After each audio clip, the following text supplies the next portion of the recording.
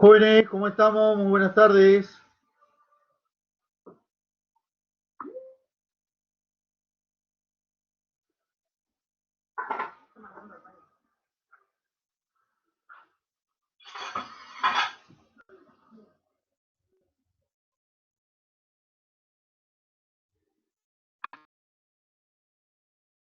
¿Qué tal, Diego? ¿Cómo estamos?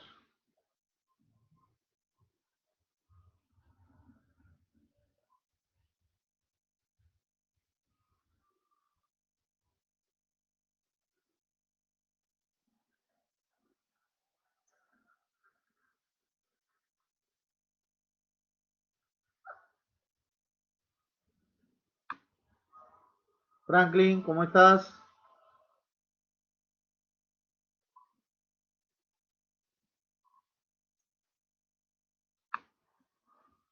¿Qué tal, Hans?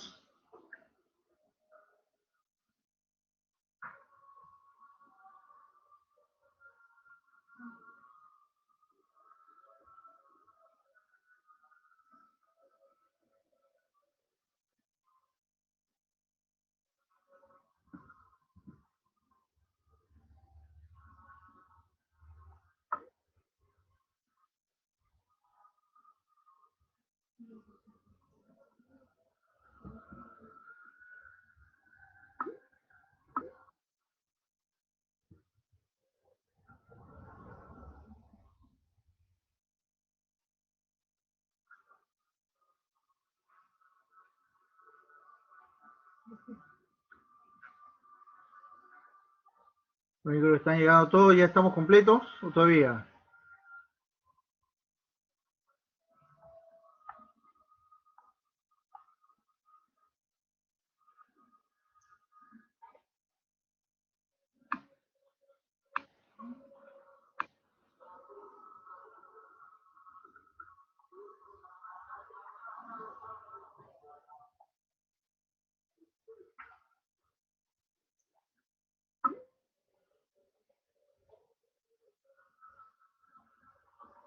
A ver, hay 26 en lista, por si acaso. Aunque ahorita ya hemos pasado el 50%.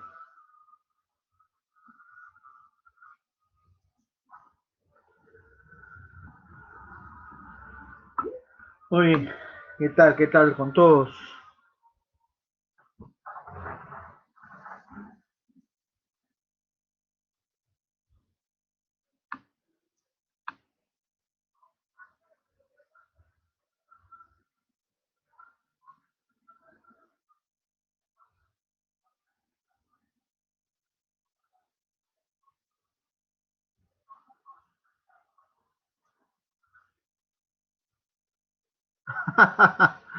¿Cómo está?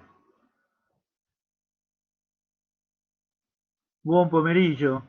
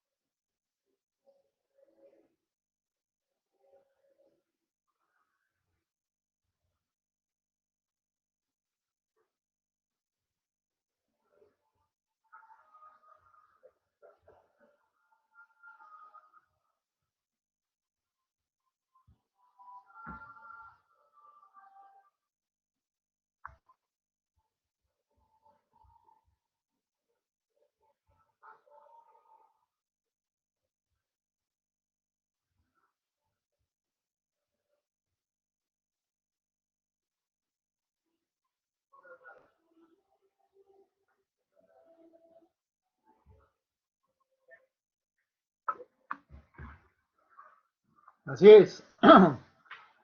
Como semana 6, teoría y práctica.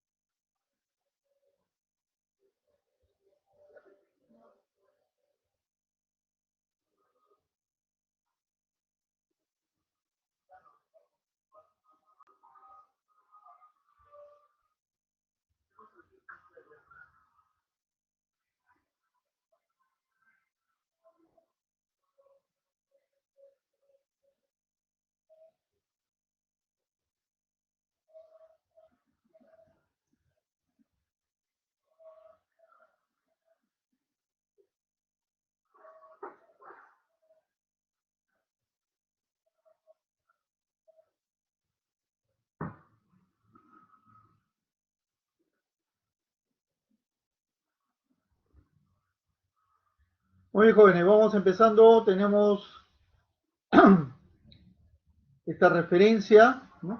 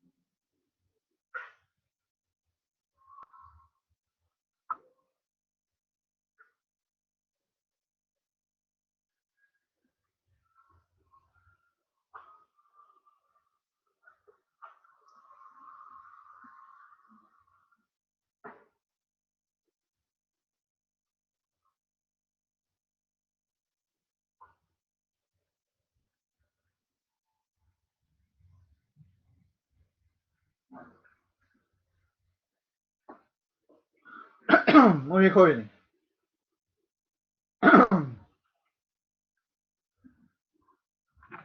Vamos viendo nuestro modelo relacional.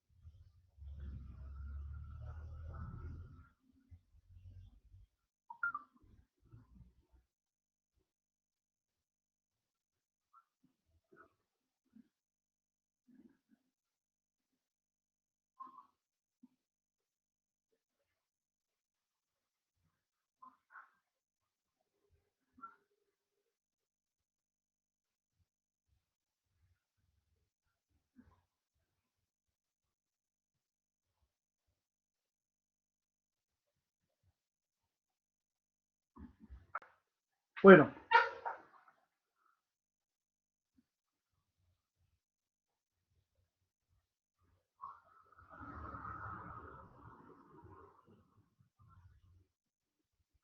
el modelo relacional, como se había comentado, fue ideado por el señor Edward Frank Coutts en el verano de 1970. Y ojo, pestaña y ceja, en el verano dice en 1970, pero ¿el verano de quién? Porque si yo te pregunto, ¿nuestro verano en qué meses son? Me vas a decir enero, febrero, marzo, inclusive. Pero hablamos del verano de Estados Unidos completamente opuesto al de nosotros. Mientras nosotros estamos en verano, ellos están en invierno. El invierno de nosotros viene a ser el verano de ellos.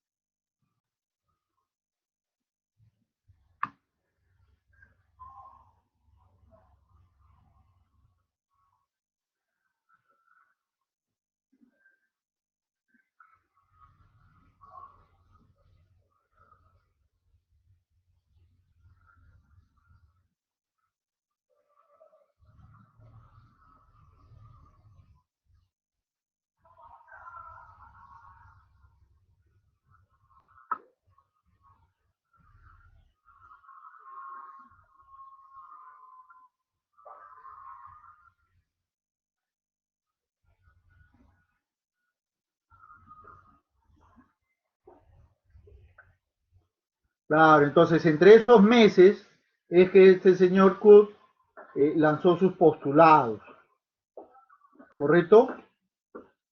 Ahora,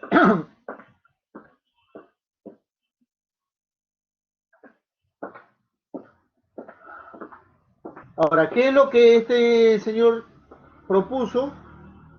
Pues sencillamente un modelo, ¿no?, que estaba más acorde a la época y a las tecnologías vigentes.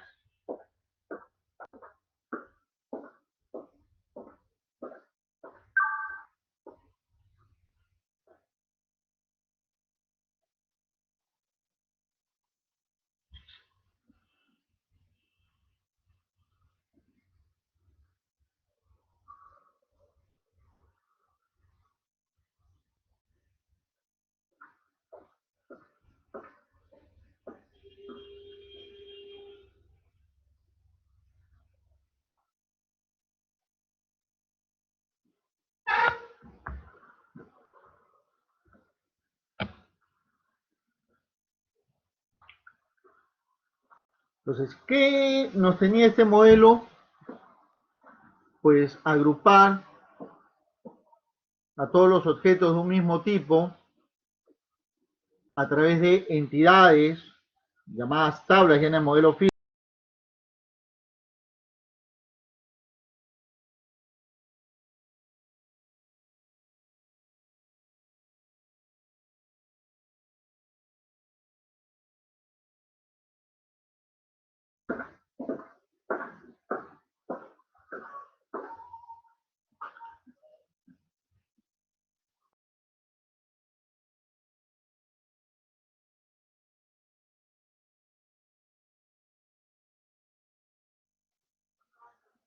Entonces, este modelo relacional lo que buscaba era agrupar a los objetos, vuelvo a repetir, por su mismo tipo.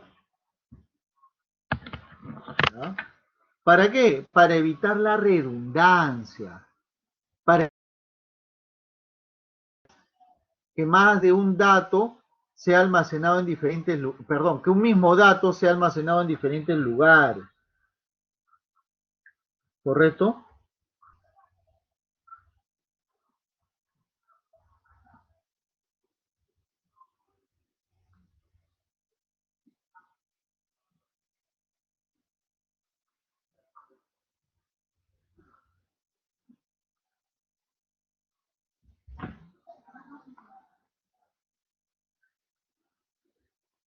Y aquí, por ejemplo, veo pues en el modelo una referencia a videos, ¿no?, a cursos, usuarios cursos,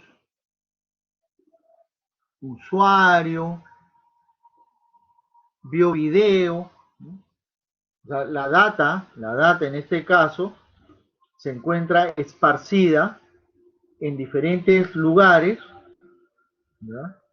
De tal manera que se muestre como única, evitando, volvemos a repetir, la duplicidad.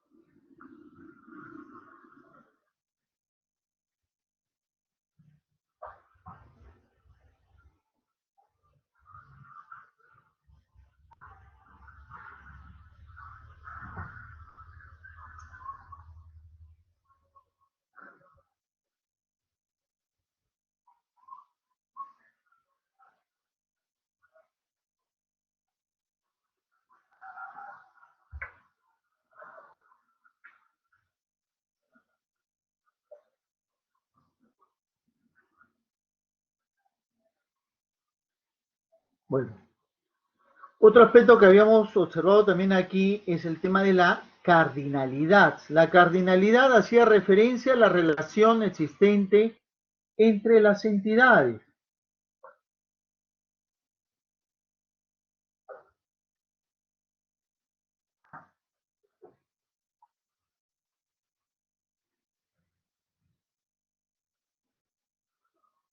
Entonces aquí podríamos establecer pues un vínculo o relación de uno a uno, de uno a muchos, de muchos entre muchos, como habíamos visto en las diapositivas anteriores.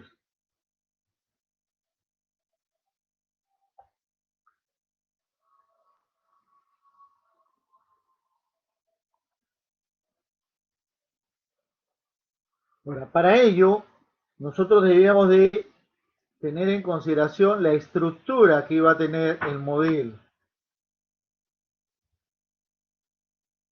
La cardinalidad es la relación que se da entre las entidades, entre los objetos de esas entidades. Si yo tengo la entidad persona, esta persona puede ser propietaria de cuántos automóviles, de 0 automóviles porque no tiene, de un automóvil porque ya se compró uno, de muchos automóviles porque, bueno, tiene varios, pues, ¿no? Y ese automóvil a cuántas personas le va a pertenecer? A uno solo.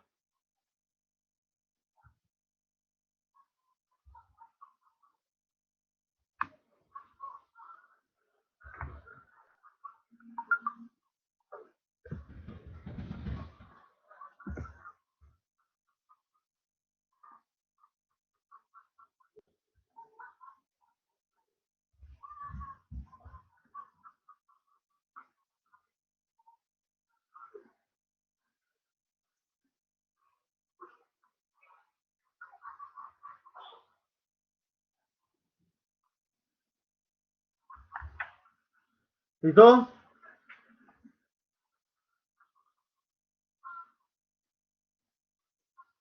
Entonces, en este modelo, por ejemplo, puedo encontrar un código de cliente, un nombre, apellido, dirección, teléfono, distrito, correo electrónico, donde cada uno de los mencionados hace alusión a un campo, atributo o característica que va a tener el objeto.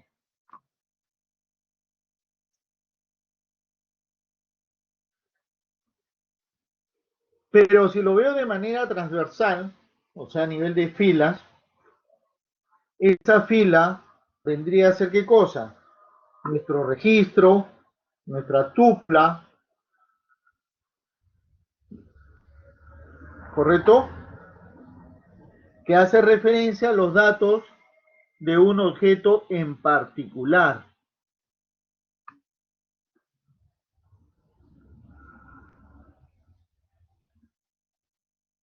Denis, así es, así es.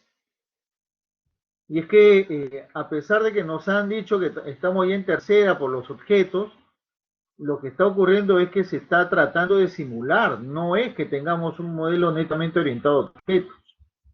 Date cuenta que toda base de datos que existe hasta la fecha sigue utilizando el concepto de llave primaria y llave foránea para poder mantener la relación. No se maneja un modelo netamente de objetos, porque si no, no requerirías de llaves primarias.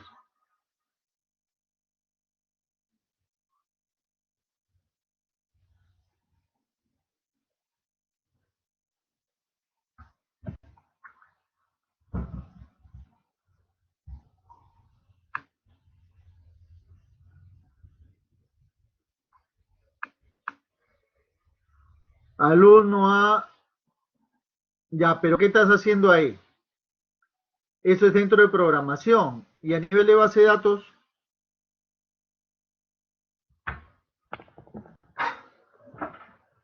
dime, ¿en base de datos dónde la hago? No, Denis, en base de datos, en base de datos. Ah, pero pues yo te digo, pues en programación tú tratas de adaptar el modelo, ¿ya? Pero no es que ya exista un modelo como tal.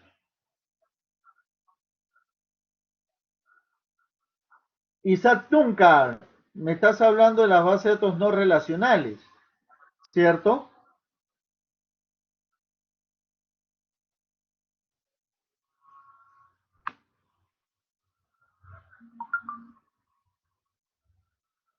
Claro, pero hacemos alusión ya a un modelo de tipo no relacional.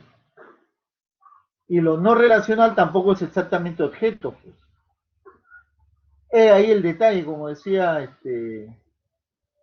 Cantinflas, ¿no?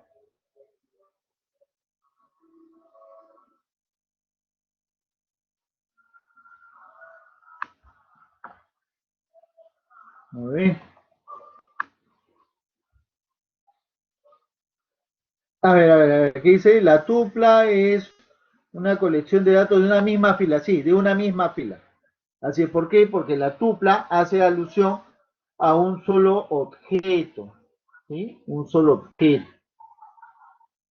En este caso puede ser una persona, puede ser, no sé, un libro, un celular o algo así por el estilo.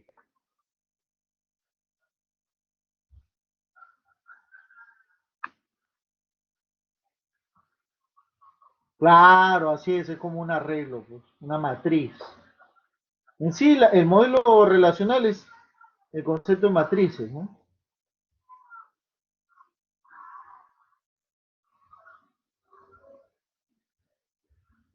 Entonces, este modelo relacional nos indica que hace alusión a una estructura básica, su representación sea a nivel de tabla, que es lo que comentas, modelo matricial,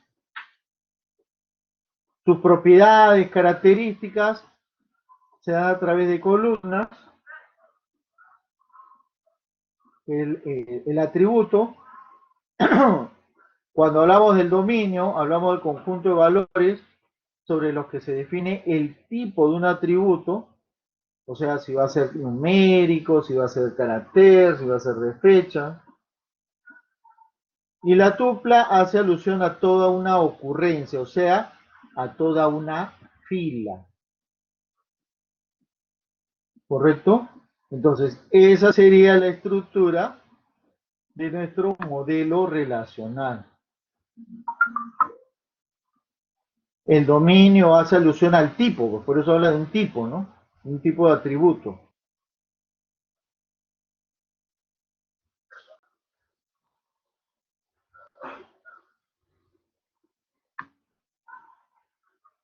Exactamente, toda la columna es del mismo tipo.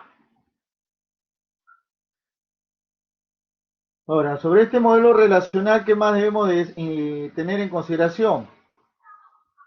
Que no existe duplicidad, no existen repetidos, no hay igualdades.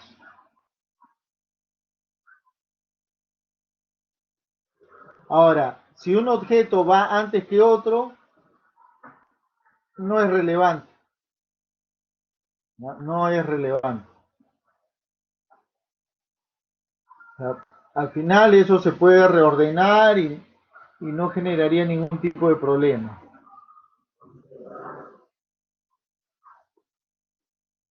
De igual manera con las columnas o campos. Bueno, salvo la primera, que normalmente tiende a ser el identificador o llave primaria, ¿no? Claro, al final, Denis, se puede ordenar bajo algún criterio en particular. Se puede crear un índice, como hemos visto ya en laboratorio. O sea, eso no nos afecta. El orden de los campos tampoco, ¿no? Tampoco nos va a dar una afectación. Salvo, vuelvo a repetir, el primer campo, que lo normal es que sea una llave primaria.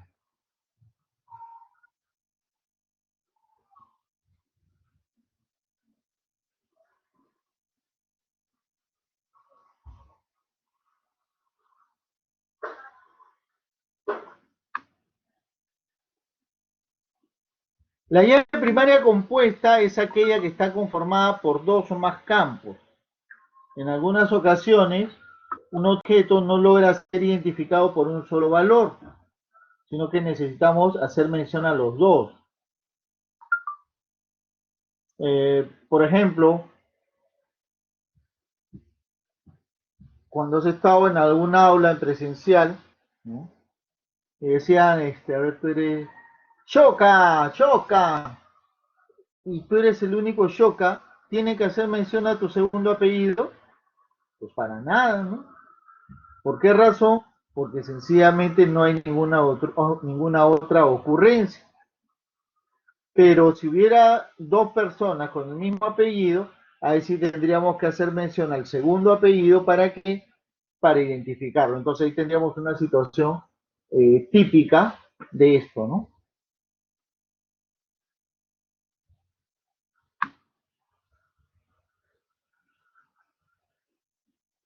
Dice, cada valor dentro de la relación es un dato atómico. ¿Por qué es atómico?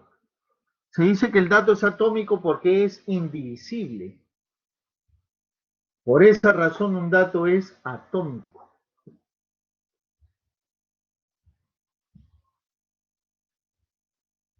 Ahora podemos ver aquí nuestro modelo. A ver, revisen un ratito.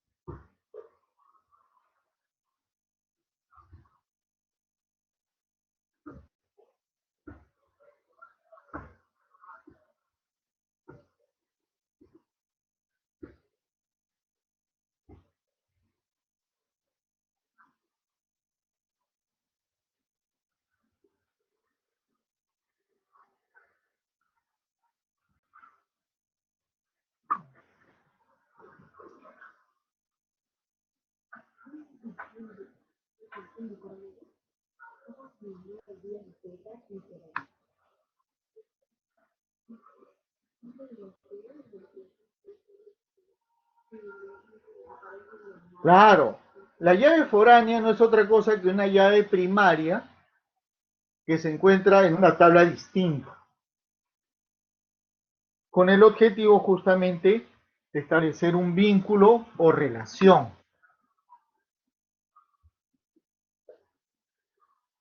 Ya, cuando se crea una tabla es porque la relación lógica entre dos entidades es de muchos a muchos. El detalle está en que físicamente eso no existe. Yo no puedo tener una relación de muchos a muchos en una tabla, en una base de datos físicamente, ¿no? ¿Por qué razón? Porque en el modelo relacional lo que ocurre es que se hereda la llave. Entonces, si yo tengo dos entidades o dos tablas relacionadas muchos a muchos, cada uno va a quererle heredar su llave al otro. Y eso sería imposible. Entonces, ahí es donde aparece la tabla de enlace. Esa tabla de enlace recibe las llaves de cada una de ellas. ¿Correcto? Entonces, al aparecer esa tabla de enlace, la relación de muchos a muchos se convierte ahora de uno a muchos hacia esa tabla nueva, a esa tabla de intersección. Así es, solamente cuando la relación es de mucho a mucho.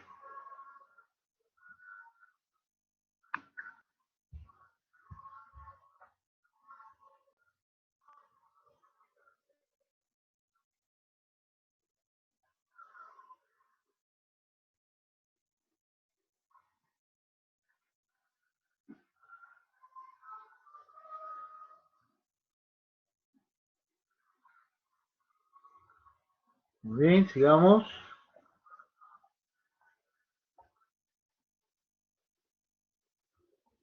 Entonces tenemos aquí el diagrama entidad-relación que representa gráficamente las entidades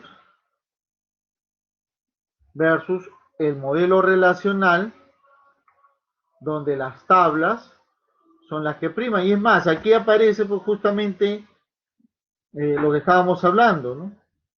Una relación de muchos a muchos a nivel lógico es posible, a nivel lógico no,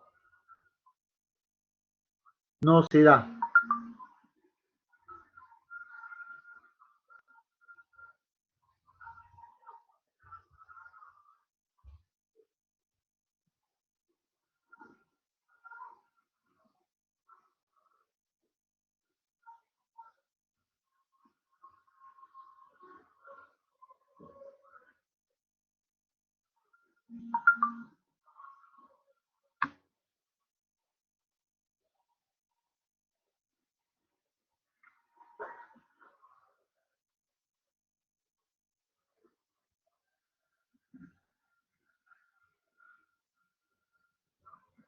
Claro, Diego, es posible eso.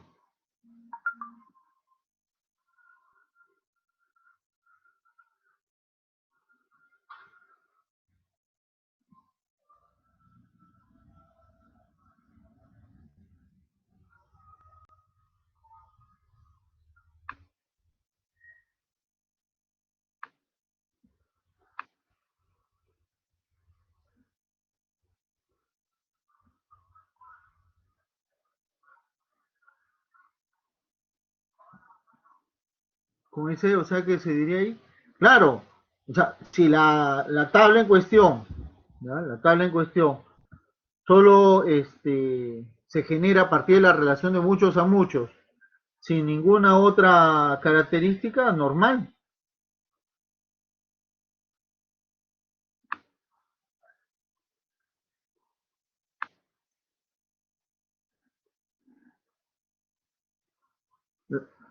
Bueno, eso depende pues de qué es lo que quieres hacer, ¿no?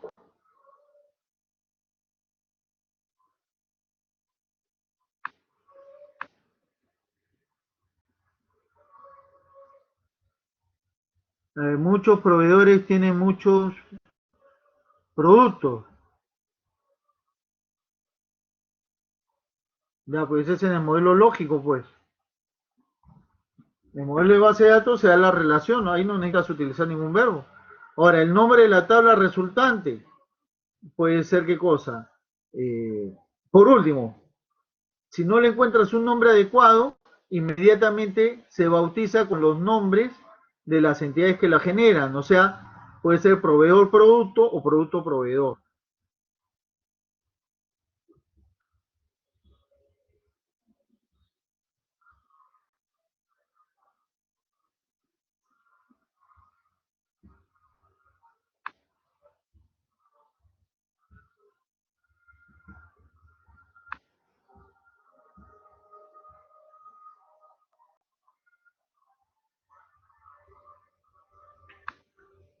¿Por qué? Cantidad.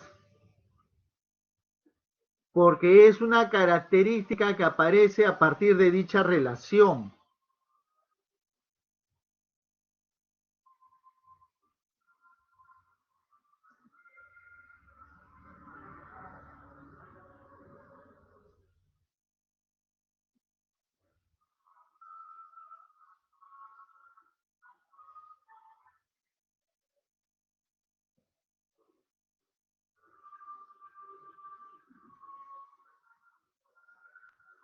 O sea, ese atributo describe esa relación.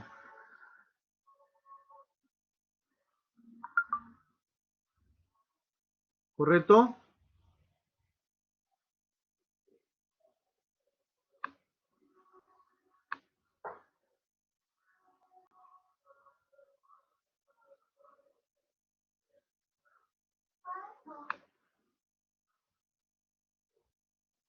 No, proveedor es el que provee.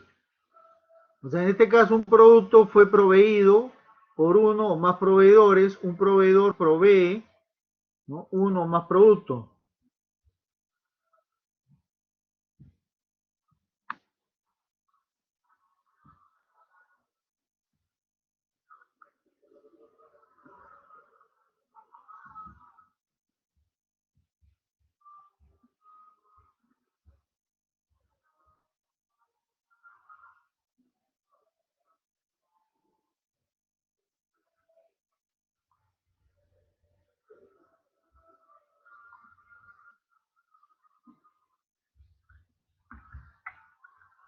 Ahora, puedes observar aquí que la relación, como había comentado, pasa a ser de uno a muchos,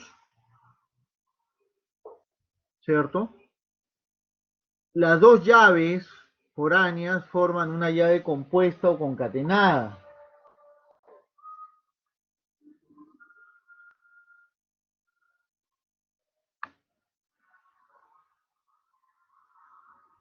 Claro, cantidad es un atributo que describe la relación.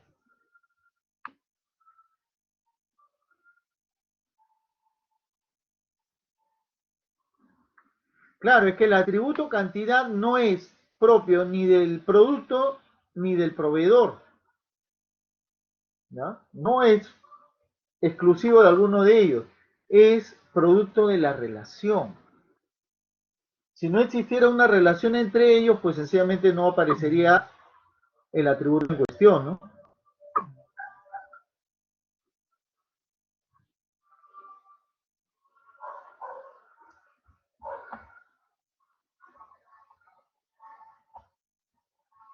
Ah, disculpa, me faltó algo más. E indudablemente, pues, que esto descansa sobre un script. Si yo no puedo llegar a esto, pues indudablemente no tengo cómo corroborar todo.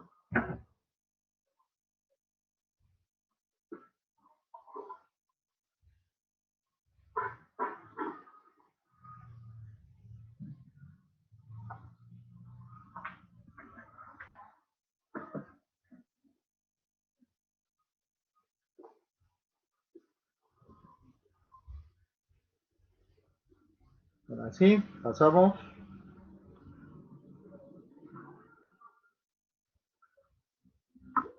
Ya a nivel de datos, pues, podríamos llegar a situaciones de este tipo, ¿no?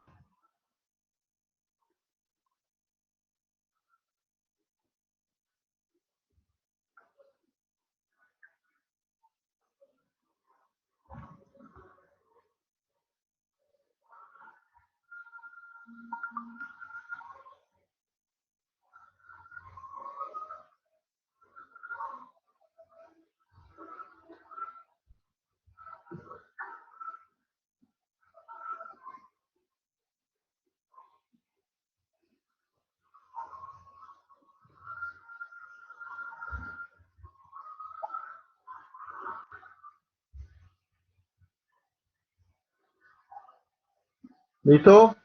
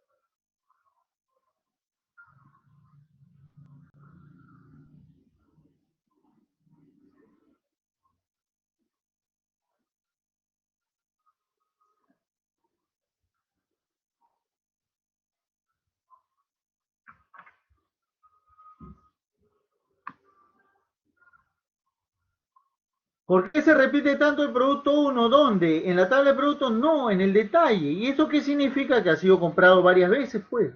Perdón, en este caso proveedores porque tiene varios proveedores. Es como, digamos, en una farmacia. ¿Quieres vender alcohol? Ok. ¿Quiénes te traen alcohol? Te trae la empresa A, la empresa B, la empresa C. Entonces tienes varios proveedores de alcohol. Por esa razón que se observa esa ocurrencia.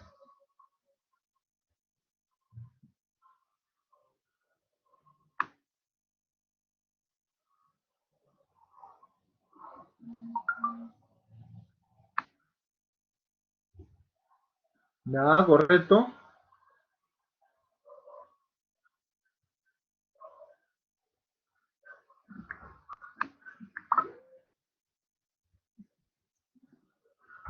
Claro, por supuesto. Un mismo proveedor te puede dar varios productos a la vez. ¿Sí? Y eso se puede dar.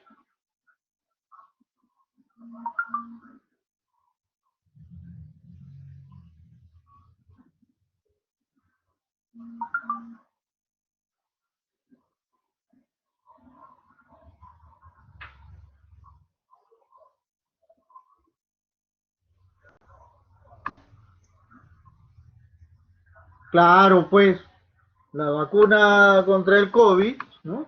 La tienen varios laboratorios.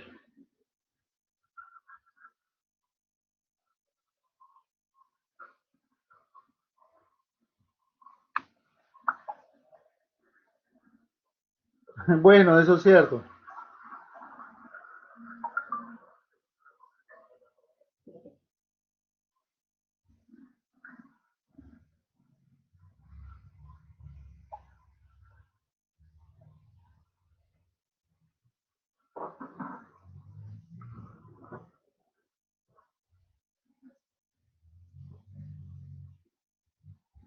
Muy bien, ¿qué más? ¿Alguna otra observación sobre esa gráfica?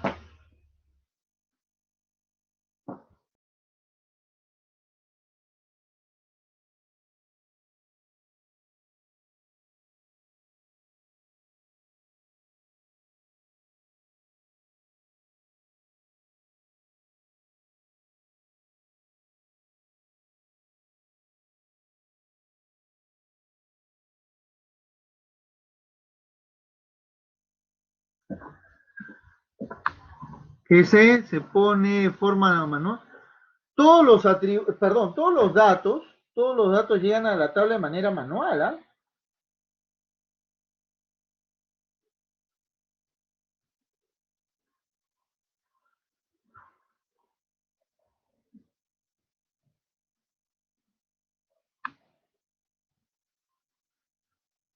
No puede, espera, un momentito, mi estimado.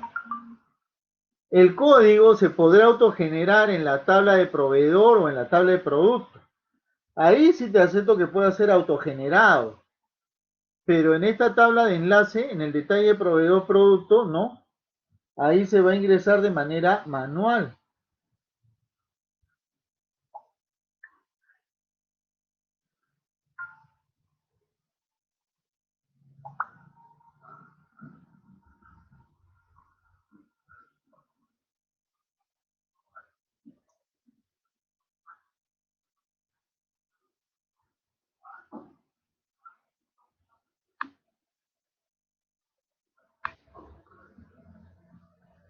¿Qué dice la barra morada y roja? ¿Qué quiere decir?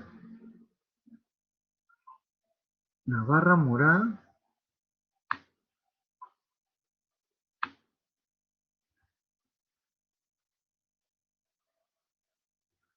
Estimado, es que están ahí agrupando lo del proveedor uno, el proveedor 2, proveedor 3, proveedor 4. O sea, el proveedor 3 solamente provee producto uno y 2, al igual que el proveedor 4. Es lo único que está indicando.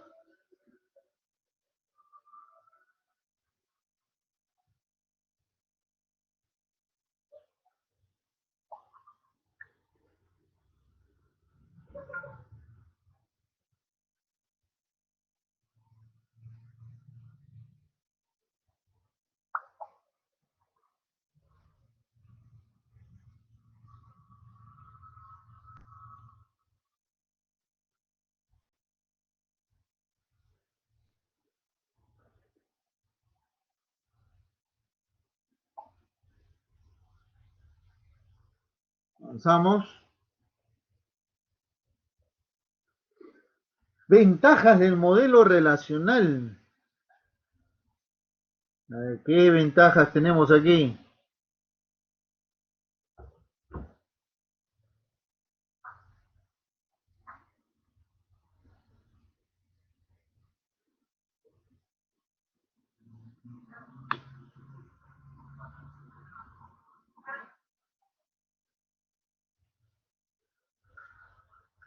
Claro, de hecho que una de ellas es minimizar la redundancia.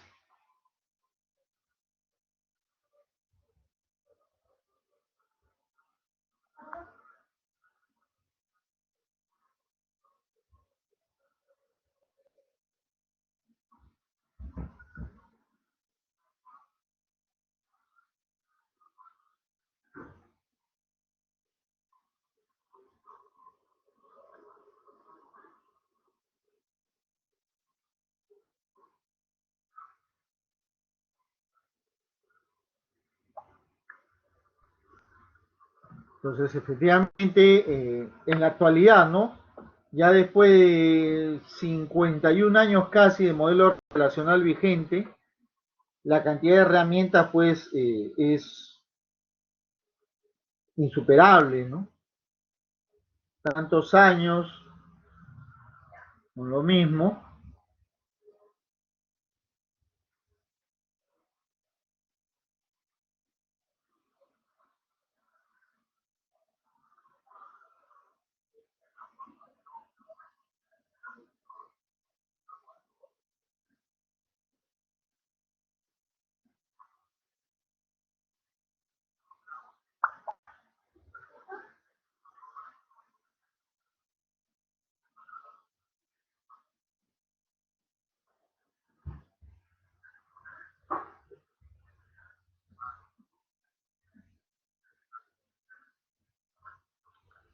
Luego, garantiza la integridad referencial. Bueno, es la razón de ser de todo modelo relacional, ¿no?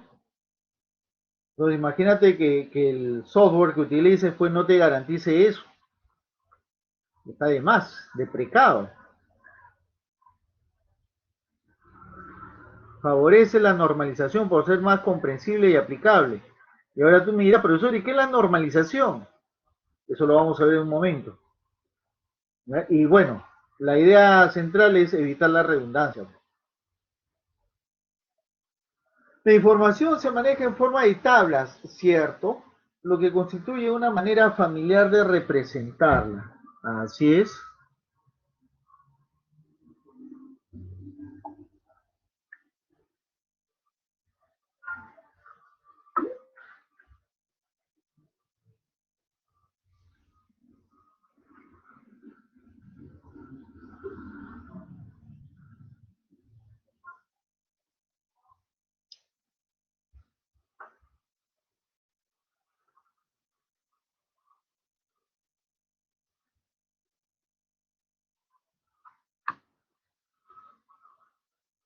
Ok, carajo, no hay problema.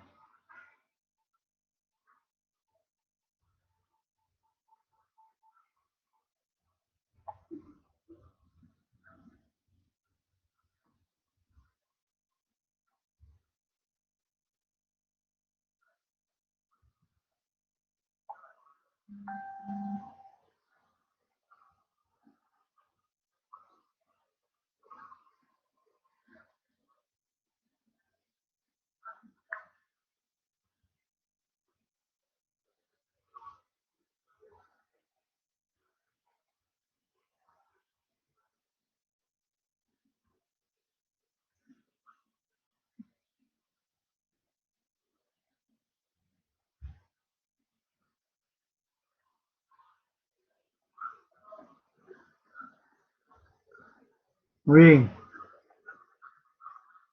¿Qué más? ¿Qué operaciones podemos realizar dentro de un modelo relacional?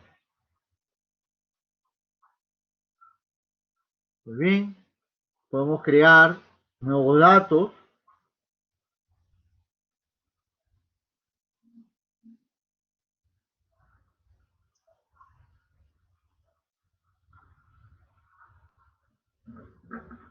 bueno, no solamente tablas, ¿no? Podemos crear vistas, procedimientos almacenados, funciones, etcétera. Podemos modificar esos datos, ¿no? En algún momento sea necesario actualizarlos, o quizás peor todavía, pues, ¿no? Que tengan que ser eliminados.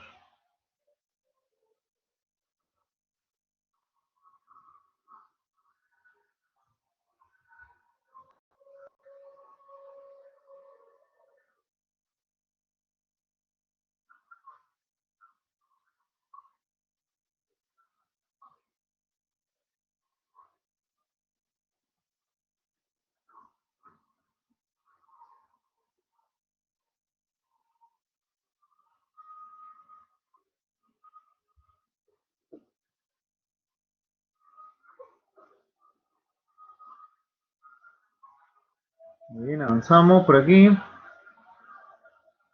Creación. Bueno, aquí habíamos hecho uso de la sentencia insert, ¿cierto? A ver, ¿cuáles eran los tipos de insert que se podían utilizar?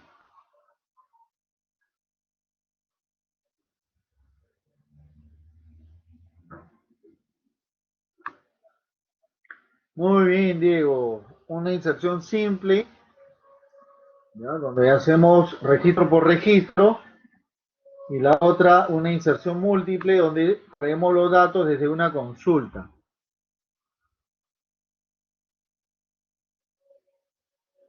Hasta aquí, mi estimado Denis.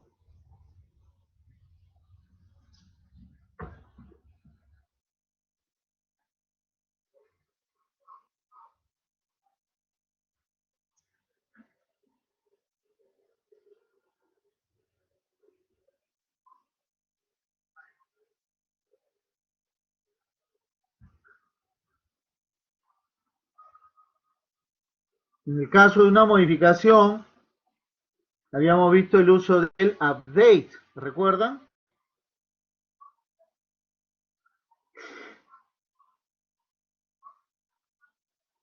Entonces, el update, ¿cómo es que logra hacer el cambio de un valor? ¿A través de qué?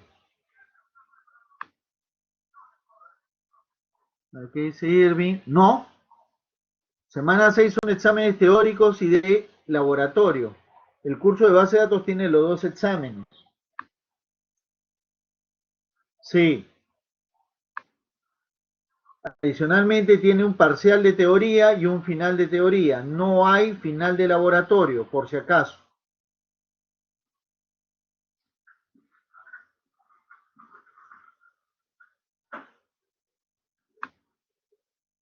Muy bien.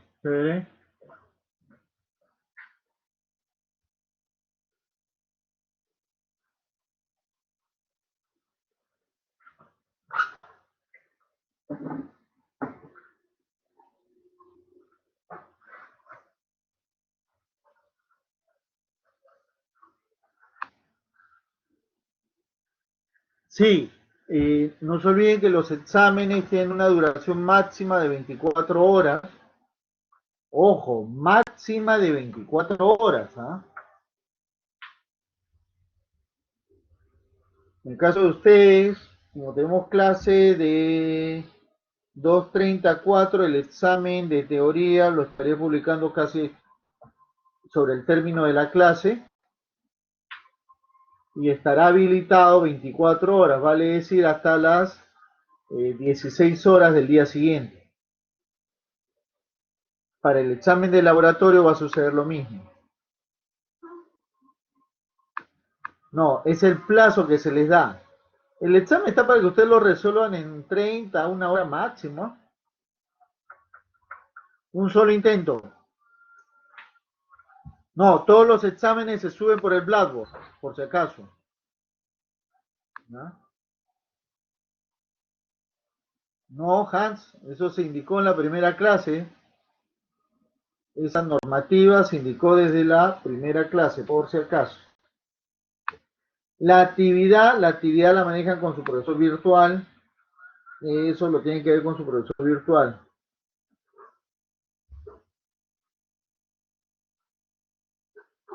Entonces el update me permite hacer los cambios a partir de qué? A partir del set. En el set yo puedo especificar qué campos son los que van a recibir los nuevos valores, los nuevos datos.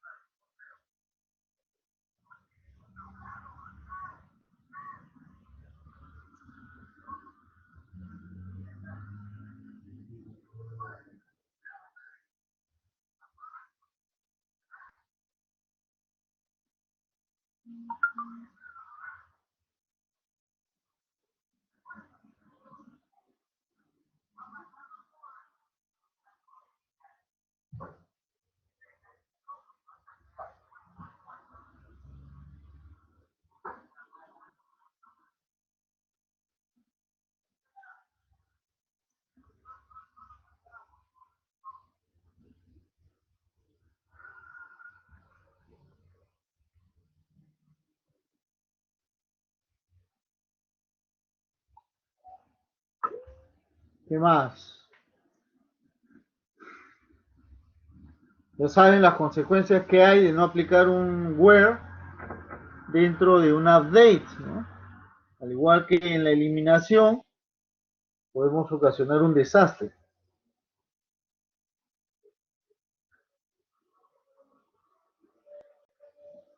Mientras que el update se aplica para un determinado campo, el delete afecta a toda la fila.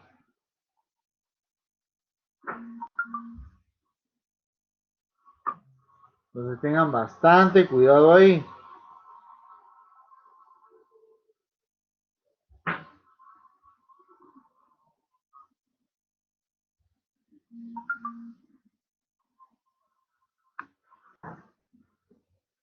Sí, dime. ¿Puedo repetir? La eliminación. Sí, la eliminación afecta a toda la fila. O sea, no es que yo vaya a borrar un dato en particular, sino que voy a borrar todo un registro o todo un elemento u objeto, ¿no? A la vez, por si acaso.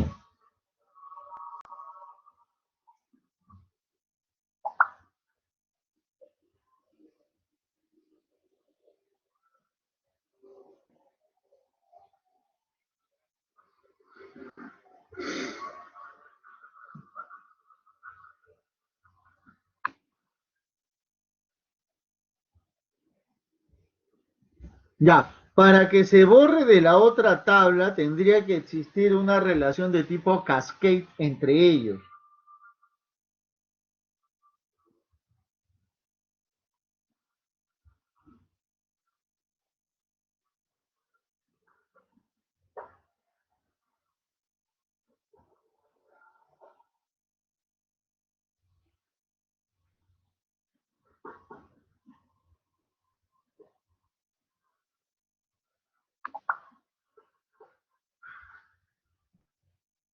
Como que cuando tú haces una eliminación, o bueno, cuando quieres eliminar un dato, el SQL lo primero que hace es verificar si ese dato no está relacionado. A eso se le conoce como integridad referencial. ¿Correcto? Entonces, por integridad referencial, si yo quiero, por ejemplo, en el tabla de proveedor y detalle de proveedor, ¿no? Si yo quiero agregar un detalle de proveedor producto, pues ese código de producto debe existir y ese código de proveedor también, si no, no la podría hacer. Ahora, si trato de eliminar un producto, ese producto se va a buscar en la tabla de detalle proveedor-producto. Si es que ya existe ahí, no lo puedo eliminar bajo ningún motivo. Eso se le conoce como integridad referencial.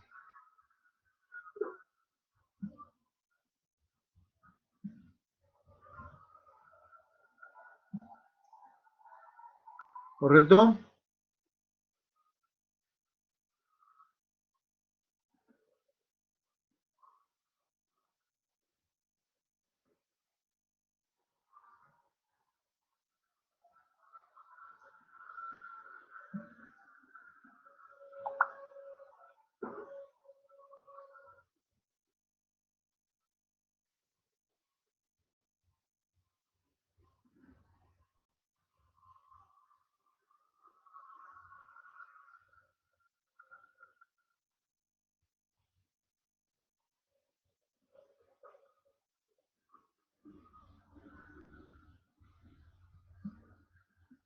A ver, sigamos.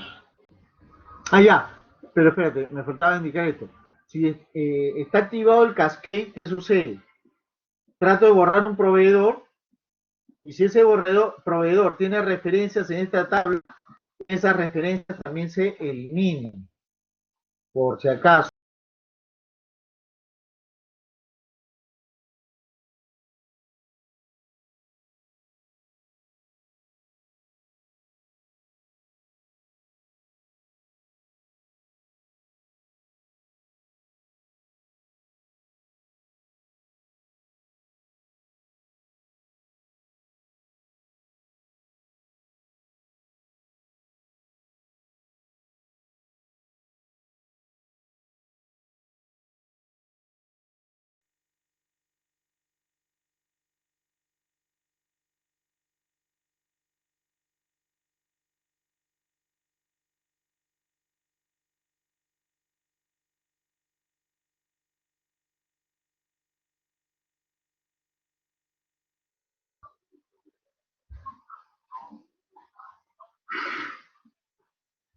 Sigamos, ¿no? En este caso, la eliminación en cascada ocasionaría este resultado.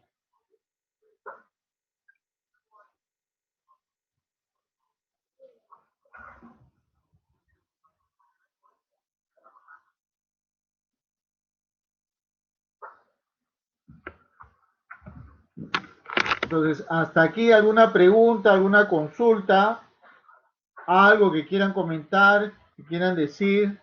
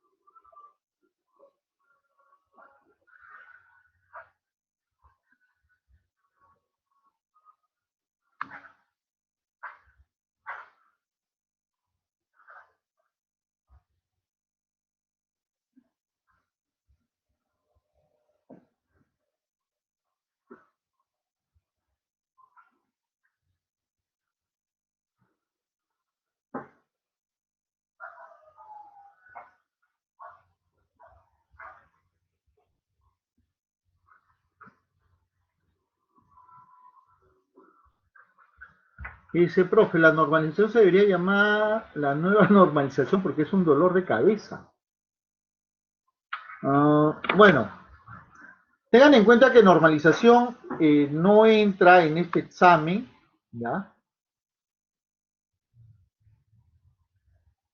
Bueno, para empezar, que tranquilízate, vuelvo a repetir, no forma parte del examen, ¿ya? De esta semana 6, pero sí viene en el examen parcial y en la segunda práctica, ¿ya? Eso llega de ley, de cajón.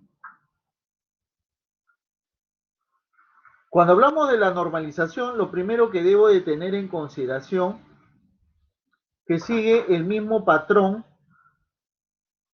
del modelo relacional. Vale decir, voy a evitar la redundancia en el almacenamiento de los datos. ¿Correcto? Eso es lo que se busca. Eso es lo que se busca en este tipo este,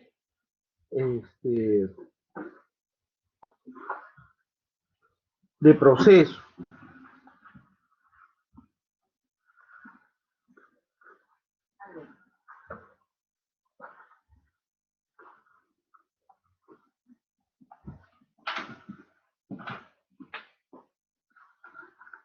Ahora, ¿algún truco?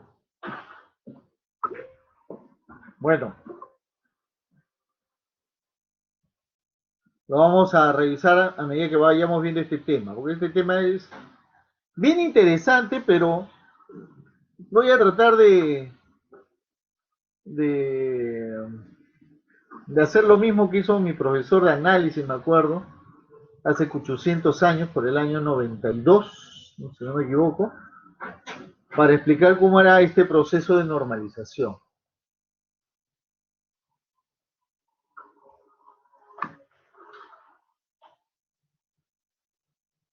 No, no se ve.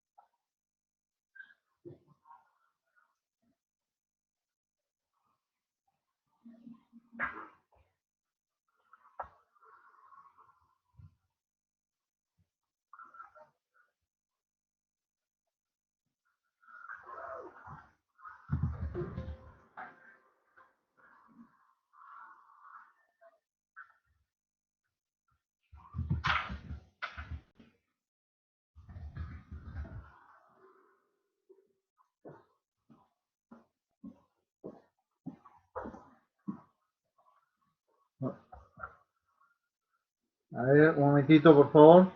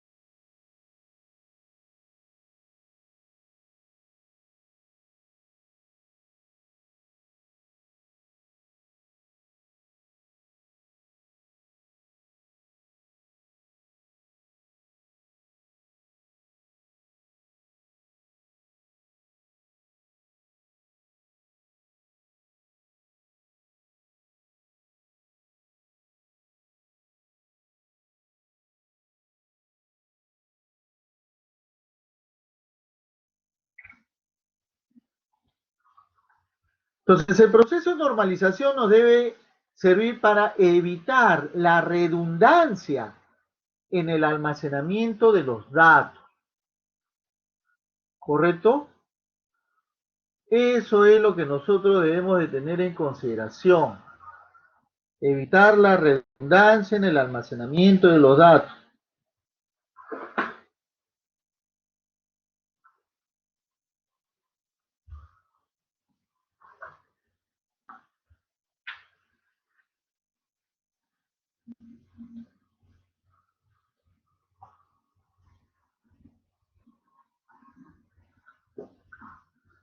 Ahora, el proceso de normalización fue definido también por el señor Kut, por si acaso. Para ello, el señor Kut definió 12 reglas que deberían de darse para este tipo de operación.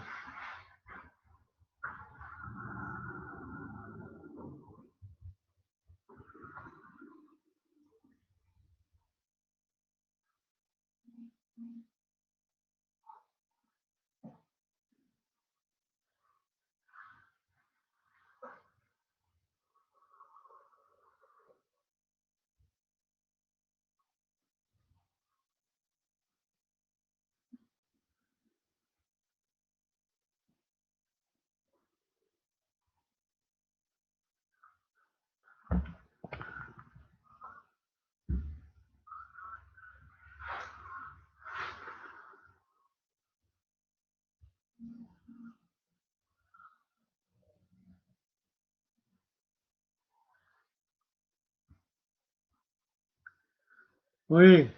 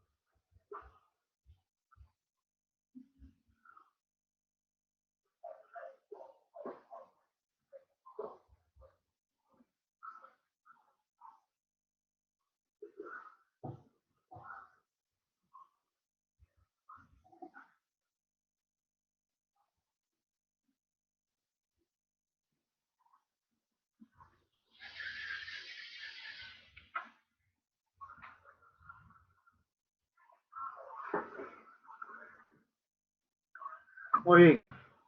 ¿Qué tenemos entonces? Para poder normalizar una estructura, o sea, descomponerla de tal manera que podamos evitar la redundancia, vamos a poder seguir cualquiera de estas formas, bueno, no cualquiera, vamos a tener que seguir esta forma en un orden específico.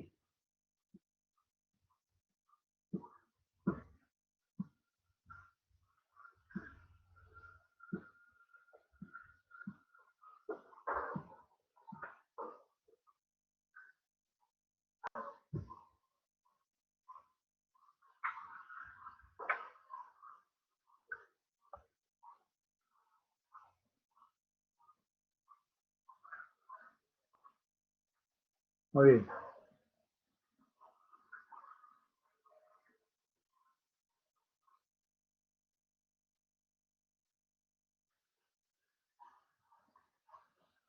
Eh, Primera condición, para que puedas hacer una normalización, sí o sí necesitas contar con un documento. No hay documento, no puedes normalizar. ¿Ya? O sea, si te dicen normalice una factura, te tienen que mostrar la factura. ¿Correcto?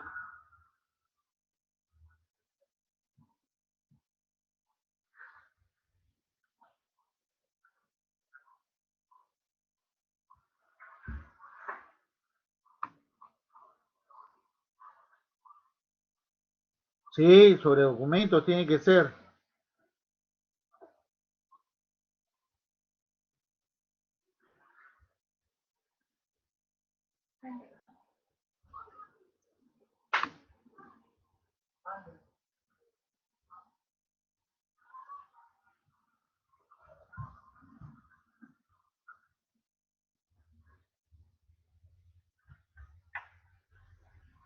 No, que lo puedes hacer en tu cabeza, sí, puedes hacerlo mental.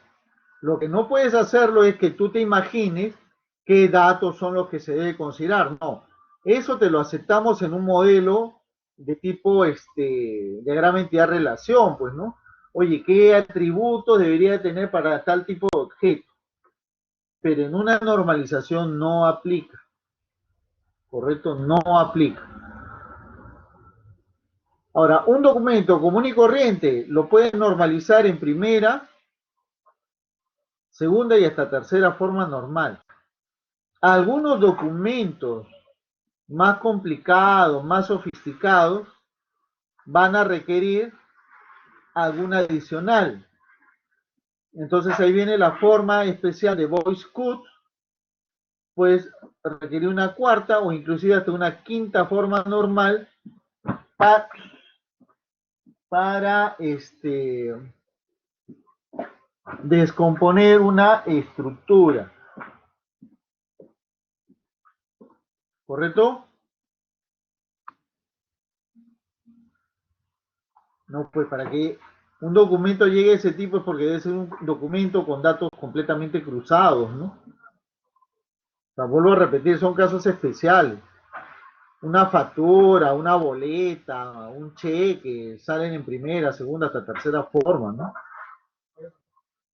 Pero ya otro documento, de repente, por ejemplo, una historia clínica, ya podríamos estar llegando pues a otro level ahí, ¿no?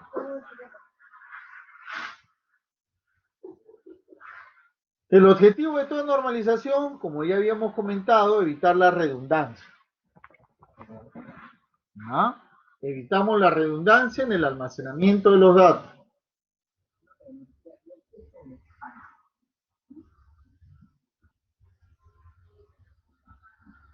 Entonces, de esa forma tendríamos eh, el menor espacio duplicado.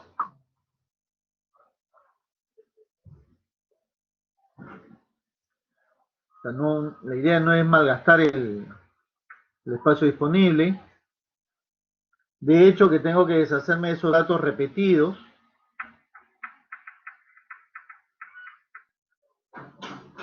También la idea de eliminar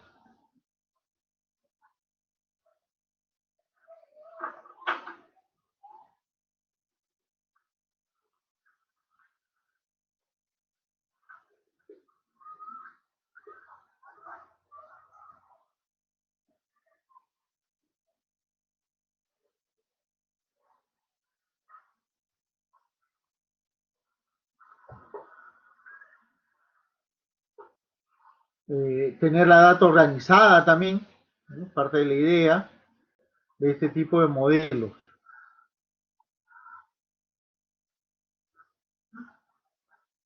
Entonces, dentro de esto también debo de tener en consideración la diferenciación entre dato atómico y dato no atómico.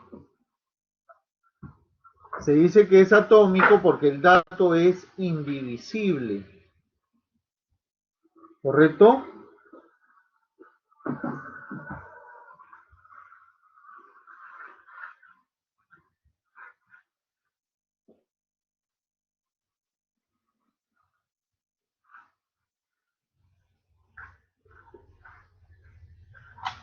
Mientras que el dato no atómico no. Un dato no atómico podría ser todavía descompuesto en partes, ¿no? Por ejemplo, te podría citar,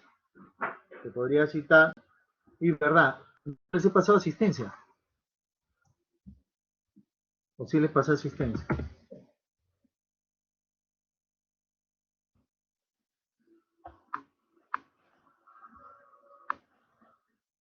No, no he pasado asistencia. A ver, rapidito ya, rapidito.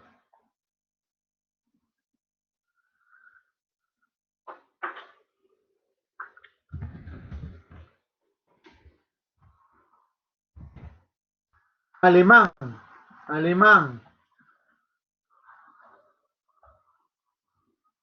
Angulo, Canesa, muy bien. Perfecto, alemán, Canesa, ya. Carrasco,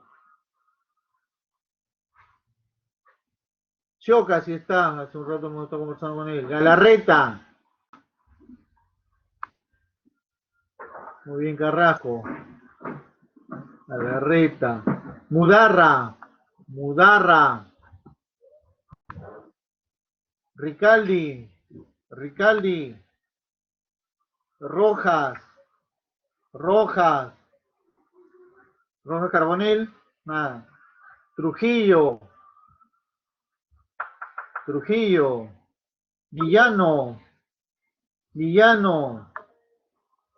Muy bien, Villano. Blanco, muy bien. Canahuire, Canahuire.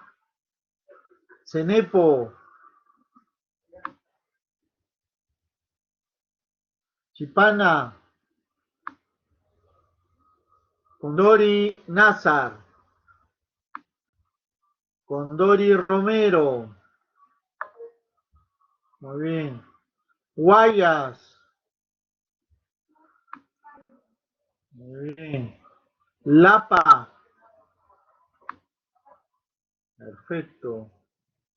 Nolasco, muy bien. Palomino, bien. Tarazona, correcto. Tuncar,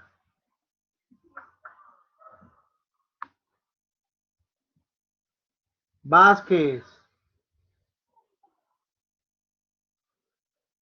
Vázquez, muy bien. Velasco, Vicente Fernández,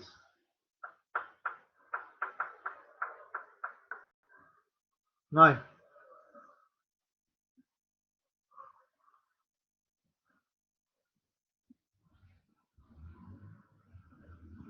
Listo. Entonces decía, por ejemplo, un dato atómico, podría citar mi apellido, Ramos. Si hablamos de un dato no atómico, podríamos considerar tu dirección. Profesor, pero la dirección no es un atributo, sí, pero esa dirección yo la podría descomponer para saber el tipo, si es un jirón, si es una calle, si es una avenida, el nombre, la numeración, el interior, el piso, el nombre del lugar, si es urbanización, si es algo así por el estilo, ¿no?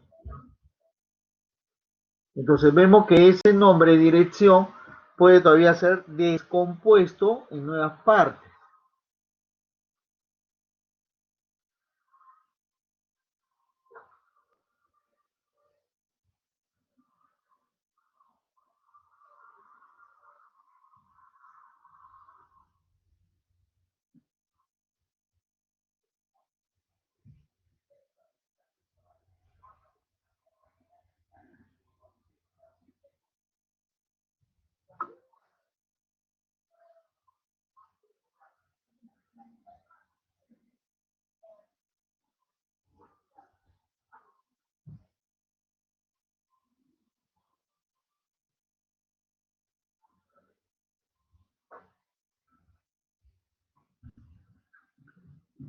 Entonces hay una diferenciación entre un dato atómico. Por ejemplo, aquí puedo ver datos atómicos, el código de un alumno, su nombre, la fecha en que nació, ¿no? Dato atómico.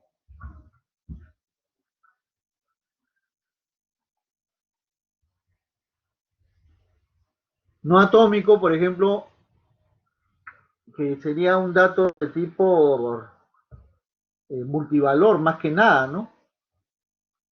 Entonces, ya este es algo que tenemos que ver dentro de lo que es el proceso de normalización. Bueno, chicos, vamos a quedar ahí. ¿Ya? Vamos a quedar ahí.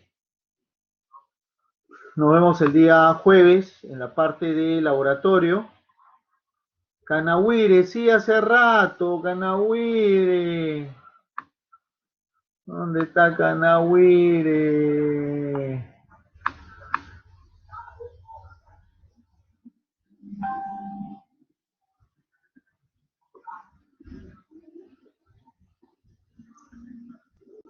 Listo, Canawire, ya está. Porque dentro de este modelo es multivalor. Próxima semana, Lapa, próxima semana.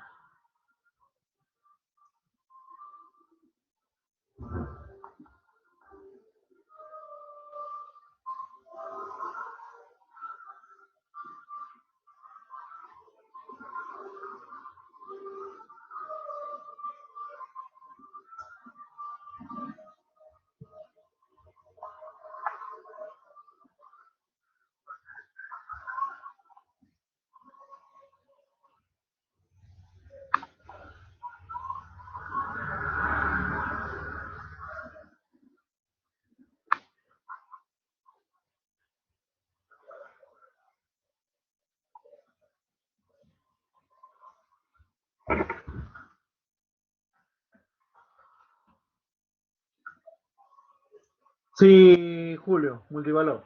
Bueno, chicos, nos vemos la próxima clase el día jueves. ¿No? Pero es el tema del laboratorio. Cuídense.